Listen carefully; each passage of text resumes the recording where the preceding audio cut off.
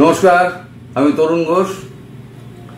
His excellency Mohammed Muizzu of Maldwip ভারতে এসে এতই আপ্লুত, তিনি দেশে ফিরে সংবাদ মাধ্যমকে তিনি ভারতবর্ষে তার প্রথম সফরের অভিজ্ঞতা ব্যক্ত করেছেন। সেখানকার মিডিয়াকে তিনি বলেছেন, বড় সাফল্য, প্রথমবার ভারতে এসে আপ্লুত মইজু। আর কি বললেন মালদ্বীপের প্রেসিডেন্ট, এটা আমাদের কাগজ লিখেছে। ভারত সফর নিয়ে প্রেসিডেন্ট যেটা বলেছেন সেটা আপনাদের পড়ে শোনাই। ভারত সফরকে বড় সাফল্য বলে উল্লেখ করলেন মালদ্বীপের প্রেসিডেন্ট মোহাম্মদ মইজু। আগামী দিনে দু দেশের মধ্যে শক্তিশালী দ্বিপাক্ষিক সম্পর্ক গড়ে উঠবে বলেও তিনি দাবি করেছেন। প্রধানমন্ত্রী নরেন্দ্র মোদীর শপথ গ্রহণ অনুষ্ঠানে আমন্ত্রণ পেয়ে ভারতে এসেছেন মালদ্বীপের প্রেসিডেন্ট। নরেন্দ্র মোদীর শপথ গ্রহণ অনুষ্ঠানে আমন্ত্রণ পাওয়া তার কাছে সম্মানের বলে জানিয়েছেন মোহাম্মদ মইজু। অনুষ্ঠান শেষে দেশে ফিরে এবার ভারত ও মালদ্বীপের দ্বিপাক্ষিক সম্পর্ক নিয়ে নিজের মতামত জানালেন তিনি। মানে মিডিয়ার কাছে, নিজের দেশের মিডিয়ার কাছে তার মতামত জানিয়েছেন। মোদীর শপথ গ্রহণ অনুষ্ঠানে যোগ দিতে রবিবারে দিল্লি উড়ে এসেছিলেন মইজু। রাষ্ট্রপতি ভবনে অতিথি ছিলেন তিনি। পরে প্রধানমন্ত্রী মোদীর সঙ্গে বৈঠক করেন মালদ্বীপের প্রেসিডেন্ট। সূত্রের খবর, প্রধানমন্ত্রীর সঙ্গে তার কিন্তু বৈঠক হয়নি। এইটা উনি কেন বলেছেন আমি জানি না। পরে প্রধানমন্ত্রী মোদীর সঙ্গে একান্ত বৈঠক করেন মালদ্বীপের প্রেসিডেন্ট। সূত্রের খবর, দুদেশের সম্পর্কে উন্নতির বিষয়ে দুই রাষ্ট্রনেতার মধ্যে কথা হয়েছে, আলোচনা হয়েছে। মোদীর পাশাপাশি রাষ্ট্রপতি দ্রৌপদী মুর্মু এবং বিদেশমন্ত্রী এস জয়শঙ্করের সঙ্গে বৈঠক করেন মইজু। এমনকি রাষ্ট্রপতি ভবনে নৈশভোজের সময়ে মোদীর পাশের আসনটি বরাদ্দ ছিল তার জন্য, যেটা আমি আগের ভিডিওতে আপনাদের বলেছি। তারপর থেকে দুদেশের মধ্যে সম্পর্ক নিয়ে নতুন করে চর্চা শুরু হয়েছে বিশ্ব কূটনৈতিক মহলে। সেই চর্চাকে আরো ত্বরান্বিত করল মইজুর এই মন্তব্য। ভারত সফর নিয়ে কথা বলতে গিয়ে মালদ্বীপ প্রেসিডেন্ট বলেন, দুই দেশের মধ্যে দৃঢ় সম্পর্কের ফলে ভবিষ্যতে একইভাবে মালদ্বীপ সমৃদ্ধি বৃদ্ধি পাবে। ভারতের প্রধানমন্ত্রী, রাষ্ট্রপতি এবং বিদেশ মন্ত্রীর প্রতি কৃতজ্ঞতা জানিয়েছেন মইজু। অনেকের মতে বেশ কয়েক মাস ধরে ভারত মালদ্বীপের পারস্পরিক সম্পর্কে যে টানাপোড়েন চলছিল, সেই পথ ধীরে ধীরে মসৃণ হতে চলেছে। সেই টানাপোড়েনের আবহে দুই দেশের এই পদক্ষেপ গুরুত্বপূর্ণ এবং ইতিবাচক। তাহলে চীনের গ্যাস খেয়ে আমাদের হিজ এক্সেলেন্সি মোহাম্মদ মইজু যে ভুলটি তিনি করেছিলেন, এবার কিন্তু ভুলটা তিনি বুঝতে পারছেন। কারণ ভারত সম্পর্কে তার কোনো অভিজ্ঞতাই ছিল না, তিনি কোনোদিন ভারতে আসেননি। ভারতের শিক্ষা, ভারতের সংস্কৃতি, ভারতের কৃষ্টি সে সম্পর্কে তার কোনো রকম আইডিয়াই ছিল না। তিনি একটা স্লোগান তুলে একটা মালদ্বীপের ক্ষমতা দখল করেছিলেন। সেই স্লোগানটা বাস্তবায়িত করার জন্য তারপর চীনের থেকে প্রেশার আসে।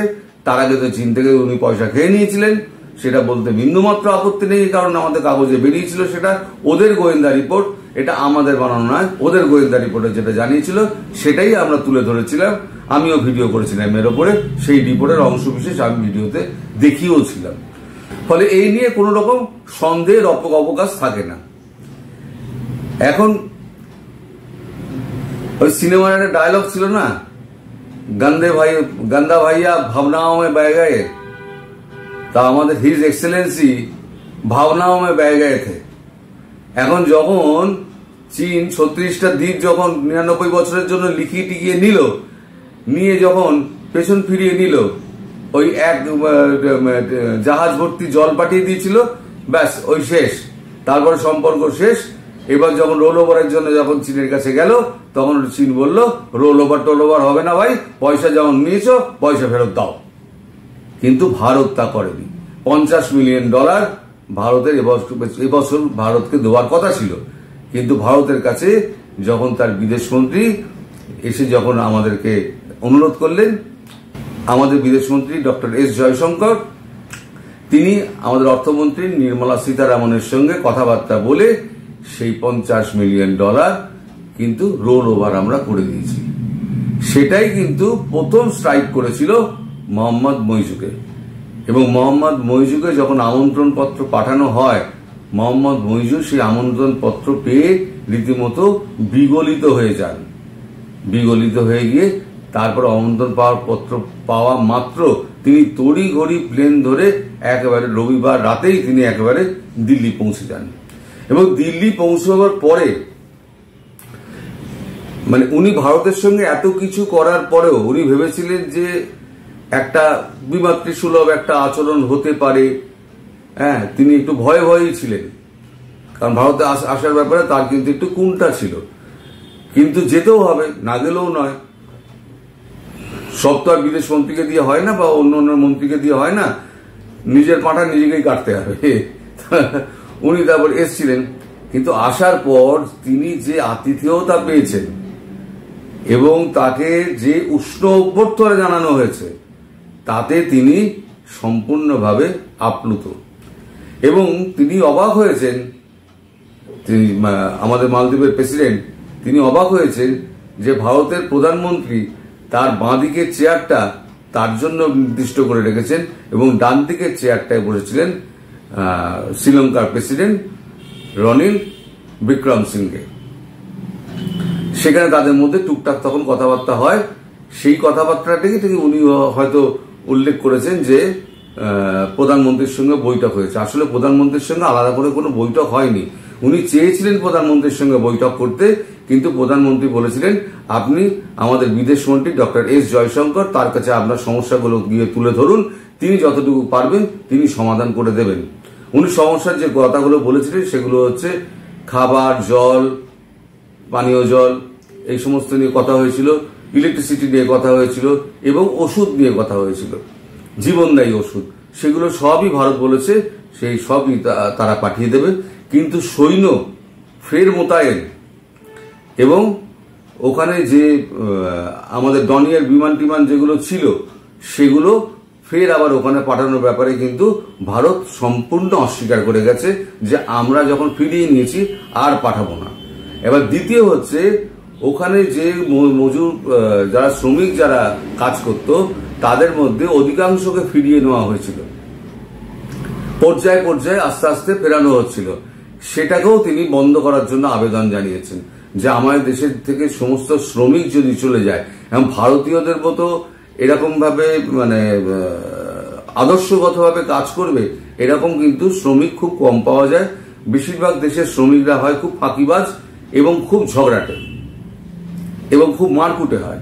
কিন্তু ভারতের শ্রমিক যারা যায় তারা কিন্তু এরকম নয়, তারা নিজের কাজটি করে তাদের মানে যেখানে বাসস্থল সেখানে তারা ফিরে যায়। তারা কাজ ছাড়া কিছু বোঝে না, সে সারা পৃথিবীতে যেখানেই যান। ফলে সেই শ্রমিকদের যখন ফিরিয়ে নেওয়া হচ্ছে আস্তে আস্তে, তখন মালদ্বীপ একটু সংকটে পড়েছে। খাদ্য সংকট, বিজলী সংকট, জলের সংকট, তার সঙ্গে সঙ্গে এবারেতে আর একটা সমস্যা যেটা আছে সেটা হচ্ছে চিকিৎসা সমস্যা। 126 জন বিশেষজ্ঞ ডাক্তার ভারতবর্ষে ফিরিয়ে নিয়েছে, ডাক্তার এবং নার্স সব মিলিয়ে। এবং ওইটুকু দেশে কটা ডাক্তার আছে, মালদ্বীপের কজন ডাক্তার আছে যে ওই দ্বীপে থাকে? এটা কিন্তু মানে ভারতবর্ষ কিন্তু নিজে থেকে সবকিছু ফিরিয়ে নিয়েছিল। সৈন্য যখন ফিরিয়ে নিচ্ছি, তোমার ডনিয়ার বিমান টিমান যখন ফিরিয়ে নিচ্ছি, তোমাদের সঙ্গে সম্পর্কও যখন শেষ পর্যায়ে এসে তলানিতে পৌঁছে গেছে, তাহলে তোমাদের উপকার করতে যাব কেন? ফলে ডাক্তার, শ্রমিক সব ফিরিয়ে নাও। ডাক্তার, নার্স তো সব ফিরিয়ে নেওয়া হয়েছে, হসপিটাল তো ফাঁকা, চিকিৎসা হচ্ছে না। আর দ্বিতীয় কথা হচ্ছে ওখানে যে ডনিয়ার ট্রেনটা ছিল আমাদের, সেটা জলে নামতে পারতো, ডাঙাতেও উঠতে পারতো। সেই ট্রেনটা ছোট ছোট যত দ্বীপ আছে সেখানে অসুস্থ যারা থাকতো তাদেরকে তুলে নিয়ে আসতো, তুলে নিয়ে এসে তাদেরকে কাছাকাছি একটা জলে নামিয়ে দিত, সেখান থেকে মোটর বোটে করে তাদেরকে মালে হসপিটালে ট্রান্সফার করা হতো। সেই প্লেনটা এবং যত মোটর বোট আছে এবং জাহাজ আছে ফিরিয়ে নেওয়ার পর মালদ্বীপের কাছে আর কিন্তু সেরকম কোনো ব্যবস্থা নেই। এখন মানে যন্ত্রচালিত নৌকোয় করে তাদের সেই সমস্যা সমাধান করতে হচ্ছে। তাই সেটাকেও তারা বহাল করার জন্য আবেদন জানিয়েছিলেন আমাদের হিজ এক্সেলেন্সি মোহাম্মদ মইজু, কিন্তু সেটাও নাকচ হয়ে গিয়েছে। হয়তো ধীরে ধীরে সে হয়তো মানে অবস্থাটা ঠিক হবে, কিন্তু এখনো যা অবস্থা তাতে মালদ্বীপকে মানে খুব বলে না, দুধ খুব ফু দিয়ে দিয়ে, গরম দুধ তো ফু দিয়ে দিয়ে খেতে হয়। মালদ্বীপকে পুরো ভরসা করা যায় না। মালদ্বীপ আবার কখন পাল্টি মারবে বলা যায় না। এখন পাল্টি মারছে, আবার কখন উল্টো পাল্টি মারবে বলা যায় না। ফলে মালদ্বীপকে পুরোপুরি বিশ্বাস কিন্তু ভারত করছে না। যতটুকু দূর থেকে করা যায় ততটুকু করা হচ্ছে, এইটুকু আশ্বাস মালদ্বীপকে দেওয়া হয়েছে যে যতটুকু সম্ভব আমরা ততটুকু করব। কিন্তু ভারতকে সন্তুষ্ট করার জন্য এবার মালদ্বীপের প্রেসিডেন্ট তার দেশে গিয়ে ভারত সম্পর্কে একেবারে উচ্ছ্বসিত প্রশংসা করেছেন। তাই বলছি, गेंदा भैया भावनाओं में बह गए थे, अब जब होश में आया, এখন পাতা চলছে যে কি আমি গন্ডগোলটা করে ফেলেছি। এই গন্ডগোলটার খেসারত এখন আমাকে কিভাবে পূরণ করতে হবে, এই খেসারতটা আমায় কিন্তু ভরতে হবে। তো যাই হোক, এই আপডেটটা আপনাদের দিয়ে রাখলাম। সবাই ভালো থাকবেন, সুস্থ থাকবেন, সাবধানে থাকবেন। নমস্কার।